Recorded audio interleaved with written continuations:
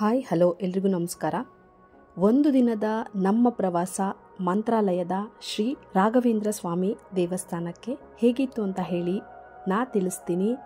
ಅದಕ್ಕಿಂತ ಮುಂಚೆ ನೀವಿನ್ನೂ ನನ್ನ ಚಾನಲ್ಗೆ ಸಬ್ಸ್ಕ್ರೈಬ್ ಆಗಿಲ್ಲ ಅಂದರೆ ದಯವಿಟ್ಟು ಸಬ್ಸ್ಕ್ರೈಬ್ ಆಗಿ ವಿಡಿಯೋನ ಸ್ಕಿಪ್ ಮಾಡದೆ ಕೊನೆ ತನಕ ನೋಡಿ ನನಗೆ ಸಪೋರ್ಟ್ ಮಾಡಿ. ನಾವು ಬೆಂಗಳೂರಿಂದ ಸ್ಲೀಪರ್ ಬಸ್ಸಲ್ಲಿ ಅಂದರೆ ಗ್ರೀನ್ ಲೈನ್ ಟ್ರಾವೆಲ್ಸಲ್ಲಿ ಇಲ್ಲಿಂದ ಮಂತ್ರಾಲಯಕ್ಕೆ ಹೋದ್ವಿ.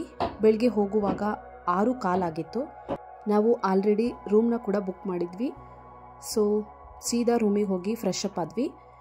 ಫ್ರೆಶ್ ಅಪ್ ಆದಮೇಲೆ ಮಕ್ಕಳಿಗೆ ತಿಂಡಿ ತಿನ್ನಿಸ್ಕೊಂಡು ನಾವು ಕೂಡ ತಿಂಡಿ ಮಾಡಿಕೊಂಡು ಅಲ್ಲಿಂದ ದೇವರ ದರ್ಶನಕ್ಕೆ ಹೊರಟ್ವಿ. ಮಂತ್ರಾಲಯದಲ್ಲಿ ಗುರುರಾಯರ ದರ್ಶನ ಬೆಳಿಗ್ಗೆ 6 ಗಂಟೆಯಿಂದ ಮಧ್ಯಾಹ್ನ 2 ಗಂಟೆ ತನಕ ಇರುತ್ತೆ. ಹಾಗೆ ಸಂಜೆ 4 ಗಂಟೆಯಿಂದ ರಾತ್ರಿ 8 ಗಂಟೆ ತನಕ ದರ್ಶನ ಇರುತ್ತೆ. ಇಲ್ಲಿಗೆ ಸಾಂಪ್ರದಾಯಿಕ ಉಡುಗೆನ ಧರಿಸೋದು ಕಡ್ಡಾಯ. ಈ ಮಂತ್ರಾಲಯವು ಆಂಧ್ರ ಪ್ರದೇಶದ ಕರ್ನೂಲ್ ಜಿಲ್ಲೆಯಿಂದ 74 ಕಿಲೋಮೀಟ್ರು, ಹಾಗೆ ಹೈದರಾಬಾದಿಂದ ಬರೋದಾದರೆ 250 ಕಿಲೋಮೀಟ್ರ್ ಆಗುತ್ತೆ. ಬೆಂಗಳೂರಿಂದ ಆದರೆ 368ರಿಂದ 370 ಕಿಲೋಮೀಟ್ರು ದೂರ ಆಗುತ್ತೆ. ಇದು ತುಂಗಭದ್ರಾ ನದಿಯ ದಡದಲ್ಲಿದೆ.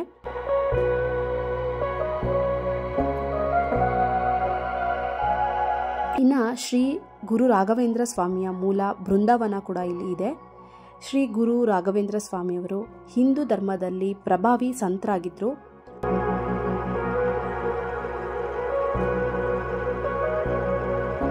ವೈಷ್ಣವ ಧರ್ಮ ಮತ್ತು ಶ್ರೀ ಮಧ್ವಾಚಾರ್ಯರು ಪ್ರತಿಪಾದಿಸಿದಂತಹ ದ್ವೈತ ತತ್ವಶಾಸ್ತ್ರವನ್ನು ಪ್ರತಿಪಾದಿಸಿದ್ರು.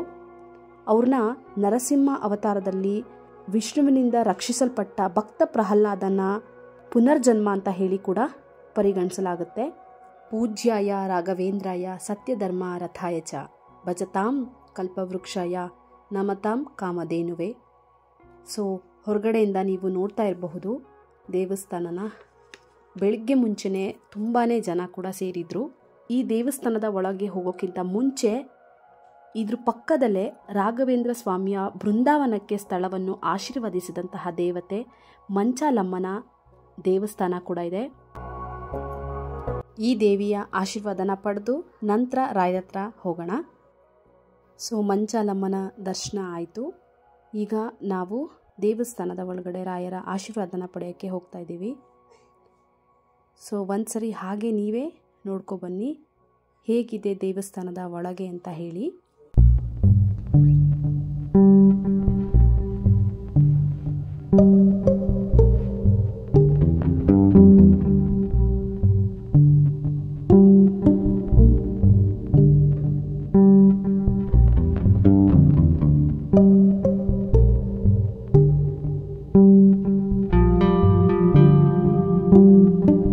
ಗರ್ಭಗುಡಿ ಒಳಗಡೆ ಮೊಬೈಲ್ನ ಅಲೋ ಮಾಡಲ್ಲ. ಹಾಗಾಗಿ ಈ ಒಂದು ಡಿಸ್ಪ್ಲೇಲಿ ರಾಯರ್ನ ನೀವು ನೋಡ್ತಾ ಇರಬಹುದು. ಹಾಗೆ ನೋಡಿಕೊಂಡು ಮನಸ್ಸಲ್ಲಿ ಏನಾದರೂ ಇದ್ದರೆ ದೇವ್ರ ಹತ್ರ ಬೇಡ್ಕೊಳ್ಳಿ, ಖಂಡಿತ ಈಡೇರುತ್ತೆ.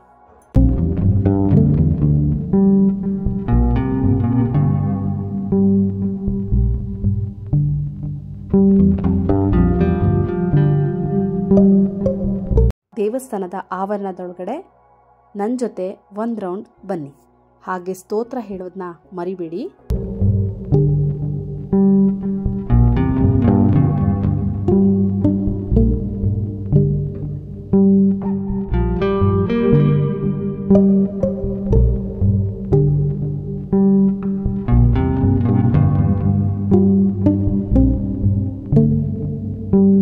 ಎರಡು ಡಿಸ್ಪ್ಲೇ ಇತ್ತು. ಹಾಗೆ ಮತ್ತೊಮ್ಮೆ ರಾಯರ ದರ್ಶನ ನಿಮಗಾಗಿ.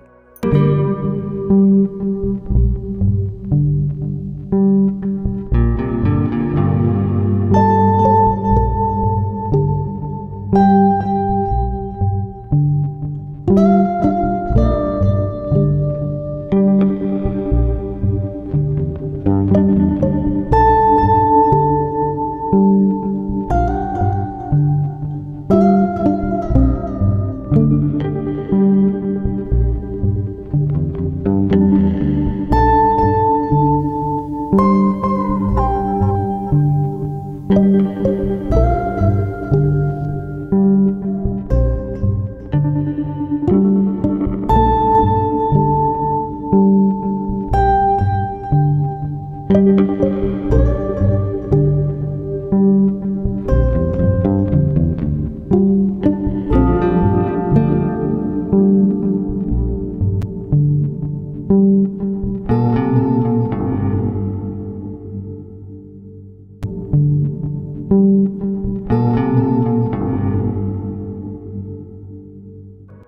ಗ್ಲಾಸ್ ಒಳಗಡೆ ರಾಯರ ಮಂತ್ರಾಲಯದ ಒಂದು ಸ್ಕೆಚ್ ಇತ್ತು, ಹಾಗೆ ರಾಯರ ಮೂರ್ತಿ ಇತ್ತು. ಬೆಳ್ಳಿಯ ಕೆಲವೊಂದು ಥಿಂಗ್ಸ್ಗಳು ಇಲ್ಲಿದ್ವು. ಹಾಗೆ ಒಮ್ಮೆ ಅದನ್ನು ಕೂಡ ನೋಡ್ಕೊಂಡು ಬನ್ನಿ.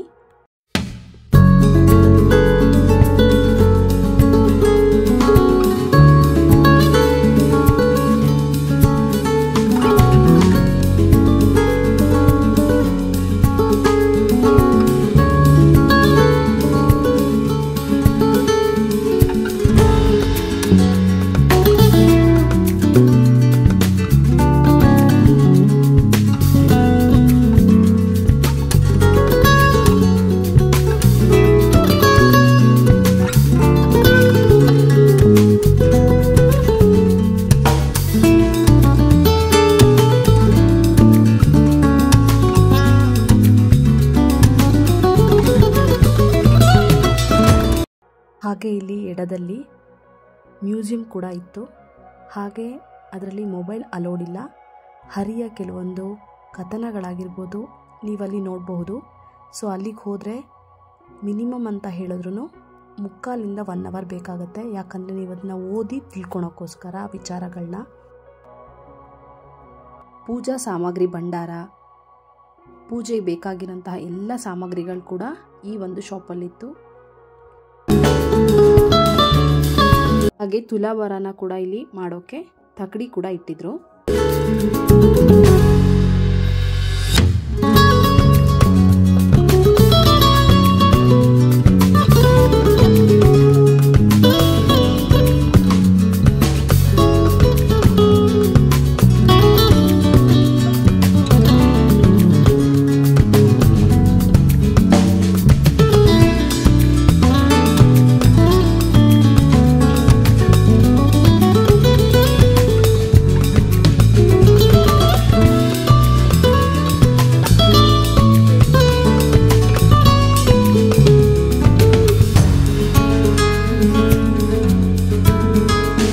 ಒಂದು ಪ್ರದಕ್ಷಿಣೆಯಲ್ಲಿ ದೇವಸ್ಥಾನದ ಒಳಭಾಗನ ನೀವು ನೋಡಿದ್ರಿ.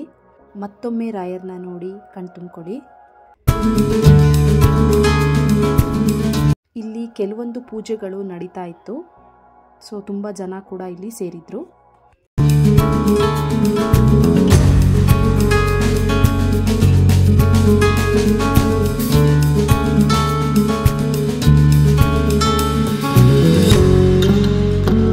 ಹಾಗೆ ಇಲ್ಲಿ ಪೀಠಾಧ್ಯಕ್ಷರಾಗಿ ಸೇವೆ ಸಲ್ಲಿಸಿದಂತಹ ಗುರುಗಳ ಮೂರ್ತಿಗಳನ್ನ ಕೂಡ ಇಲ್ಲಿ ಇಟ್ಟಿದ್ರು.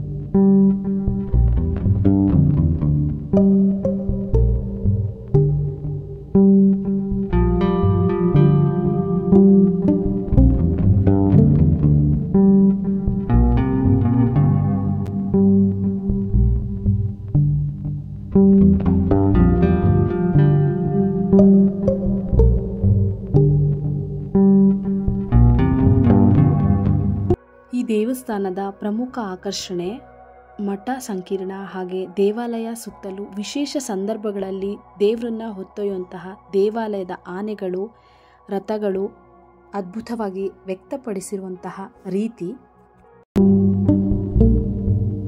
ರಾಯರ ದೇವಸ್ಥಾನದ ಮುಂದೆ ನಮ್ಮದೊಂದು ಕುಟುಂಬದ ಸಣ್ಣ ಛಾಯಾಚಿತ್ರನ ತೆಗೆಸಿದ್ವಿ. ಸೊ ಆ ಒಂದು ಪ್ರಿಂಟ್ಗೋಸ್ಕರ ನಾವು ಕಾಯ್ತಾ ಇದ್ದೀವಿ. ಹಾಗೆ ಇಲ್ಲಿ ಪ್ರಸಾದದ ಕೌಂಟರ್ ಕೂಡ ಇತ್ತು. ಸೊ ಅಲ್ಲೂ ಕೂಡ ಜನ ವೆಯ್ಟ್ ಮಾಡ್ತಾ ಇದ್ರು.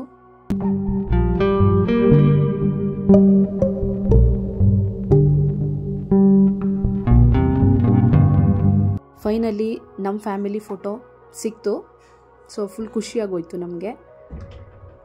ನೆಕ್ಸ್ಟ್ ಅಲ್ಲಿಂದ ನಾವು ಊಟಕ್ಕೆ ಹೋದ್ವಿ.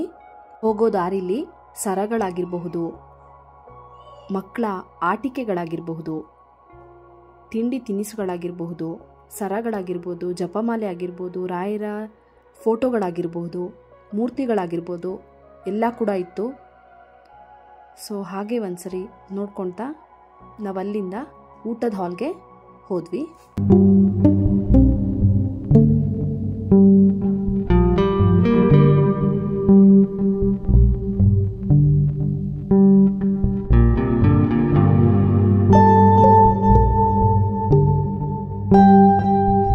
ಸೊ ಇದು ಊಟದ ಹಾಲಿನ ಎಂಟ್ರೆನ್ಸು, ಅನ್ನಪೂರ್ಣ ಭೋಜನ ಶಾಲೆ ಅಂತ ಇದೆ.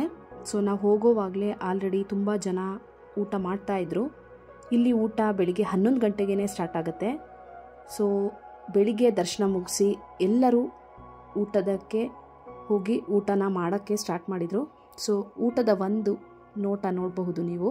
ಬೇಳೆ ಪಾಯಸ ಇತ್ತು, ಒಂದು ತೊಕ್ಕಿತ್ತು, ಅನ್ನ ಸಾಂಬಾರಿತ್ತು, ಹಾಗೆ ಮೊಸರನ್ನ ಕೂಡ ಇತ್ತು. ಮಕ್ಕಳು ಕೂಡ ತುಂಬಾ ಖುಷಿಯಾಗಿ ಊಟ ಕೂಡ ಮಾಡಿದ್ರು. ನಾವು ಊಟ ಮುಗಿಸಿ ಅಲ್ಲಿಂದ ರೂಮ್ಗೆ ಹೋದ್ವಿ. ಹೋಗಿ ಸ್ವಲ್ಪ ಹೊತ್ತು ರೆಸ್ಟ್ ಮಾಡಿ ಮಕ್ಕಳಿಗೆ ಫ್ರೆಶ್ ಅಪ್ ಮಾಡಿಸಿ ಮತ್ತೆ ರಾಯರ ದರ್ಶನಕ್ಕೆ ಬಂದ್ವಿ. ಸಂಜೆ 4 ಗಂಟೆಯಿಂದ ರಾತ್ರಿ 8 ಗಂಟೆ ತನಕ ದರ್ಶನ ಇರುತ್ತೆ. ಹಾಗಾಗಿ ನಾವು ಮತ್ತೊಮ್ಮೆ ರಾಯರ ದರ್ಶನಕ್ಕೆ ಭೇಟಿ ನೀಡಿದ್ವಿ.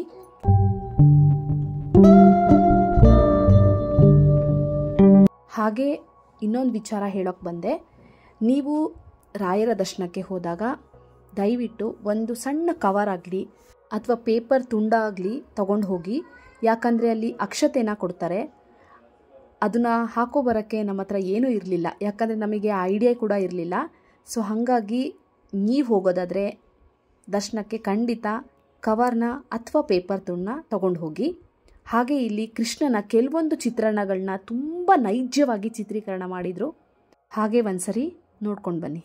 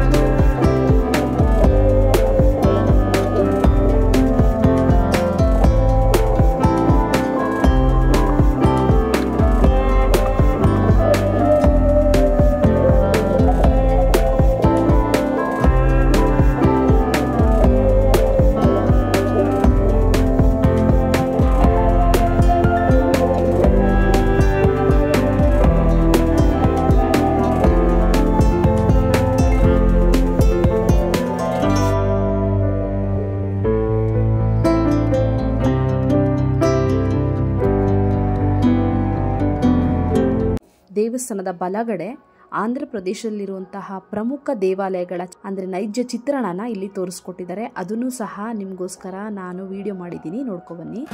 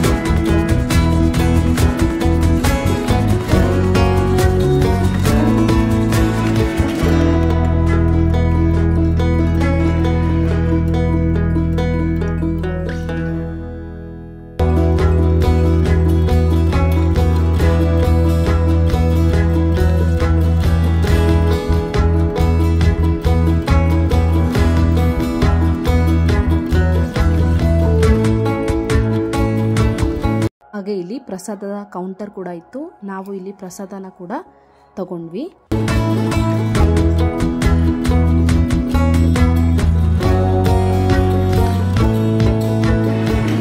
ಹಾಗೆ ರಾಘವೇಂದ್ರ ಸ್ವಾಮಿ ದೇವಸ್ಥಾನದಿಂದ ಸ್ವಲ್ಪ ಮುಂದೆ ಮಾರಿಕಾಂಬಾ ದೇವಾಲಯ ಇತ್ತು. ಅಂದರೆ 3 ಜನ ಅಕ್ಕ ತಂಗಿಯರು, ದುರ್ಗಾ ಪರಮೇಶ್ವರಿ, ಮಾರಿಕಾಂಬೆ ಹಾಗೆ ಮಾರಮ್ಮ, ಆ ದೇವಿಯ ದರ್ಶನ ಕೂಡ ಪಡೆದ್ವಿ ನಾವು. ನೀವು ಒಂದ್ಸರಿ ಹಾಗೆ ದೇವರ ದರ್ಶನನ ಪಡ್ಕೊಬನ್ನಿ.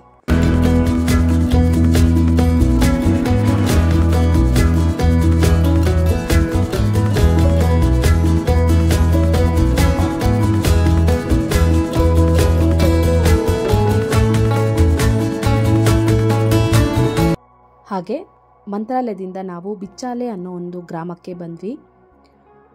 ನಾವು ಆಟೋದಲ್ಲಿ ಬಂದಿರೋದ್ರಿಂದ ಪ್ರತಿಯೊಬ್ಬರಿಗೂ 150 ರೂಪಾಯಿ ಚಾರ್ಜ್ ಮಾಡಿದ್ರು ಶೇರಿಂಗ್ ಆಟೋದಲ್ಲಿ. ಸೊ ಇಲ್ಲಿ ರಾಯರು ಮಲಗ್ತಿದ್ದಂತಹ ಒಂದು ಜಾಗ. ಇಲ್ಲಿ ಸಗಣಿಯನ್ನು ಸಾರಿಸಿ ರಂಗೋಲಿ ಕೂಡ ಬಿಟ್ಟಿದ್ದಾರೆ. ಸೊ ಇದು ಒಂದು ಪವಿತ್ರವಾದ ಸ್ಥಳ ಅಂತಲೇ ಹೇಳಬಹುದು. ನಾವು ಇಲ್ಲಿಗೆ ವಿಸಿಟ್ ಮಾಡಿ ಒಂದು 15 ನಿಮಿಷ ಇಲ್ಲಿ ಕಳೆದ್ವಿ.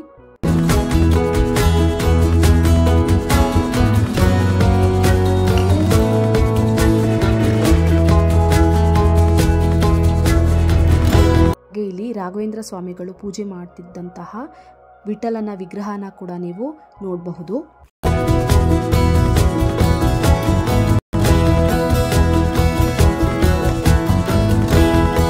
ಹಾಗೆ ಇಲ್ಲಿ ಕೃಷ್ಣ ಸರ್ಪ ವಿಗ್ರಹ ಕೂಡ ಇದೆ. ಹಾಗೆ ರಾಯರು 13 ವರ್ಷಗಳ ಕಾಲ ತನ್ನ ಶಿಷ್ಯರಾದ ಅಪ್ಪಣ್ಣಾಚಾರ್ಯರ ಜೊತೆ ಕಳೆದಂತಹ ಜಾಗ ಬಿಚ್ಚಾಲಿ. ಈ ಒಂದು ಸ್ಥಳಕ್ಕೆ ನಾವು ಭೇಟಿ ನೀಡಿದ್ವಿ. ಇದನ್ನ ಏಕಶಿಲಾ ಬೃಂದಾವನ ಅಂತ ಹೇಳಿ ಕೂಡ ಕರೀತಾರೆ. ಹಾಗೆ ಇಲ್ಲಿ ತುಂಗಭದ್ರಾ ನದಿ ಕೂಡ ಹರಿಯುತ್ತೆ. ಹಾಗೆ ನೀವು ನೋಡ್ಕೊ ಬನ್ನಿ.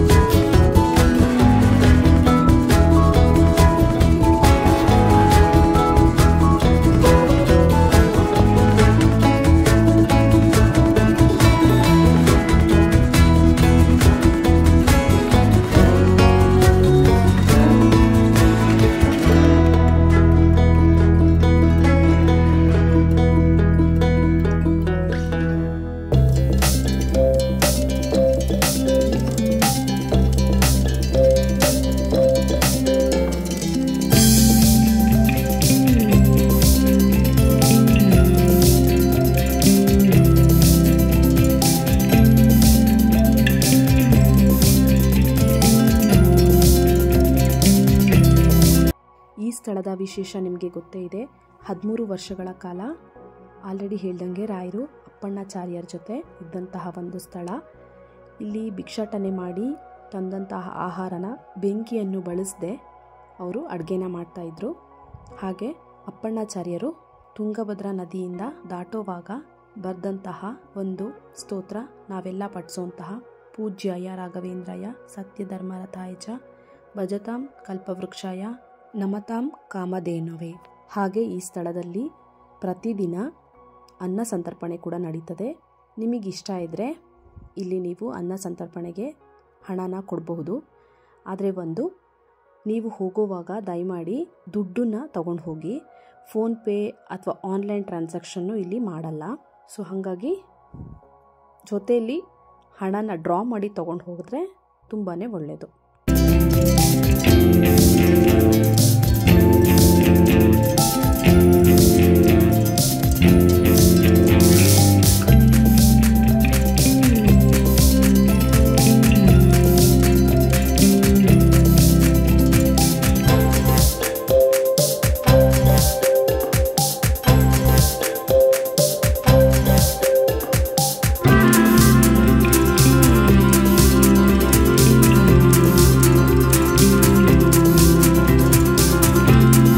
ಹಾಗೆ ಈ ಜಾಗದಲ್ಲಿ ತುಂಬ ನಾಗರಕಲ್ಲನ್ನು ಪ್ರತಿಷ್ಠಾಪನೆ ಮಾಡಿದರು. ಅದಕ್ಕೆ ಮಂಟಪ ಕೂಡ ಮಾಡಿದರು. ಸೊ ಹಾಗೆ ನಾವು ಅದನ್ನು ವಿಸಿಟ್ ಮಾಡಿಕೊಂಡು ಬಂದ್ವಿ.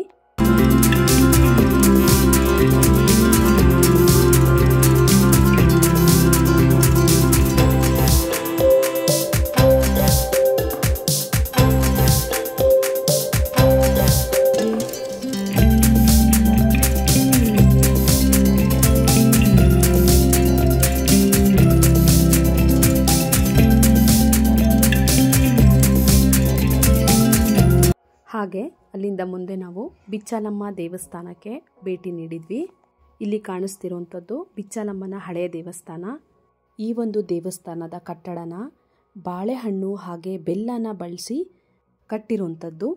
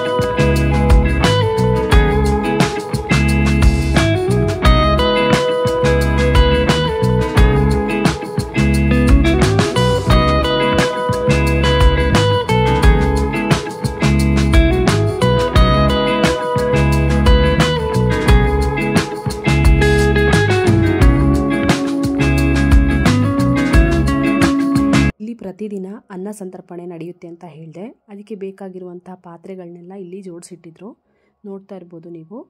ಹಾಗೆ ನಾವು ಇಲ್ಲಿಂದ ನೆಕ್ಸ್ಟು ಪಂಚಮುಖಿ ಆಂಜನೇಯ ದೇವಸ್ಥಾನಕ್ಕೆ ಭೇಟಿ ನೀಡಿದ್ವಿ.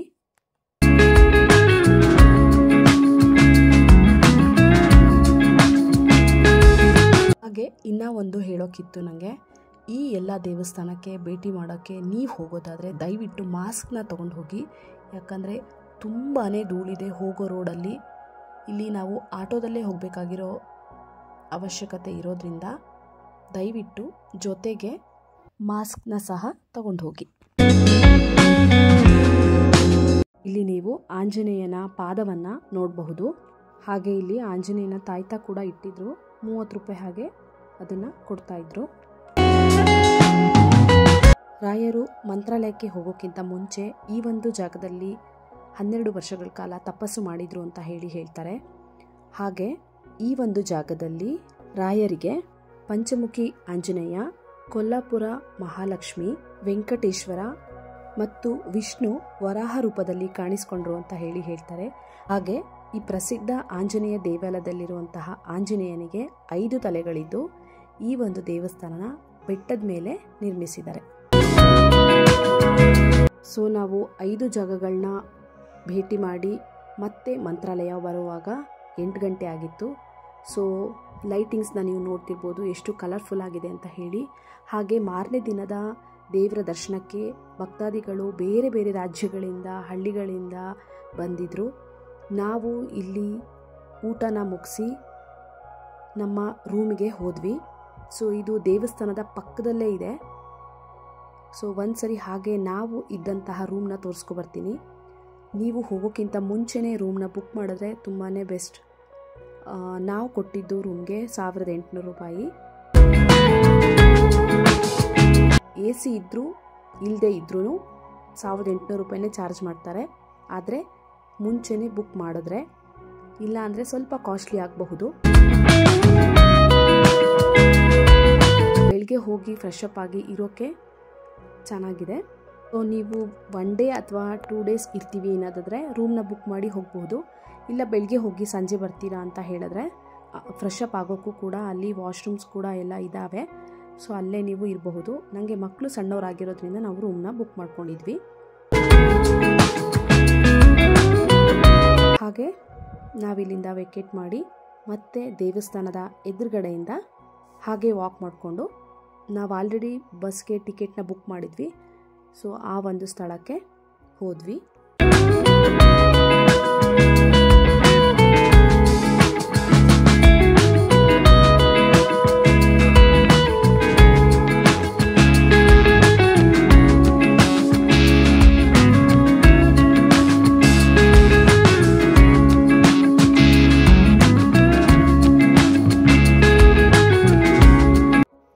ಕರೆಕ್ಟಾಗಿ 10:30ಗೆ ಬಿಟ್ವಿ.